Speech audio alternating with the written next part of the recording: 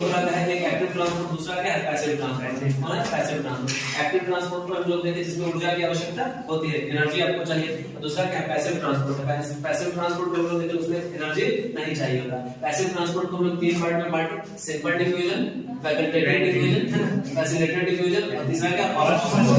अब क्या simple diffusion में क्या होगा, अब यहाँ पे देखो ये हम लोग जो बना है पिछले क्लास में हम लोग डिस्कस कर चुके हैं ना, ये क्या है आपको ये दोनों अगर हम लोग देखें तो ये लिपिड है, ये क्या है लिपिड है, PLLP मॉडल ना, प्रोटीन ऊपर में प्रोटीन, फिर क्या था लिपिड, लिपिड है, फिर लास्ट में प्रोटीन था, वहीं पर से हम लोग देखेंगे।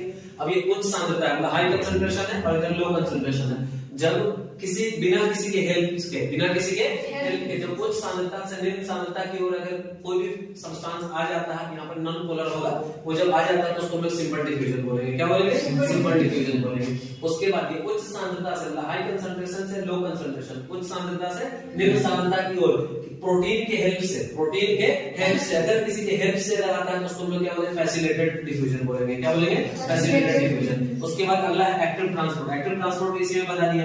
एक्टिव ट्रांसपोर्ट में एनर्जी चाहिए, तो एनर्जी जब चाहिए तो उसमें एनर्जी किस रूप में चाहिए होता है? एटीपी के रूप में। एटीपी का पूरा नाम एडिनोसिन ट्राइफॉस्फेट। क्या होता है? Adenosine triphosphate. अब देखो ऊर्जा चाहिए, ऊर्जा चाहिए तो आप एग्नेस्ट में जाइएगा, जा सकता है। अगर आपके पास ऊर्जा है, एनर्जी है, तो आप विपरीत में जा सकते हैं, एग्नेस्ट में। ये एग्नेस्ट जा रहा है। देखो यहाँ पर लो कंसंट्रेशन है, निम्न सांद्रता से उच्च सांद्रता की ओर, है ना, ऊर्जा की मदद से अगर कुछ चीज अगर जाता है तो उसको हम लोग क्या बोलेंगे? Active transport. क्या बोलेंगे? एक्टिव ट्रांसपोर्ट बोलेंगे। उसके बाद देखो ऑस्मोसिस है। उसके बाद क्या है? ऑस्मोसिस। ऑस्मोसिस हम लोग किसको बोलेंगे? देखो ऑस्मोसिस है, तो ऑस्मोसिस के बारे में हम लोग बात करेंगे। H2O जो है, H2O मतलब जल है ना, H2O क्या हो गया? अगर मतलब सिंपली अगर चला जाता है, किसी के बिना किसी की मदद से अगर चला जाता है तो उसको हम लोग क्या बोलेंगे? ऑस्मोसिस बोलते हैं। कहां से? उच्च सांद्रता से निम्न सांद्रता की ओर जाएगी, है ना। इतना है, चलो इतना ये हो गया, क्लियर कर दिया जाए। अब एक इसमें बहुत बढ़िया क्वेश्चन है। इसमें क्या होगा? एक बहुत बढ़िया क्वेश्चन, बेटा ना इसको। चलो अब ये समझ में आ गया कहां जा रहा है।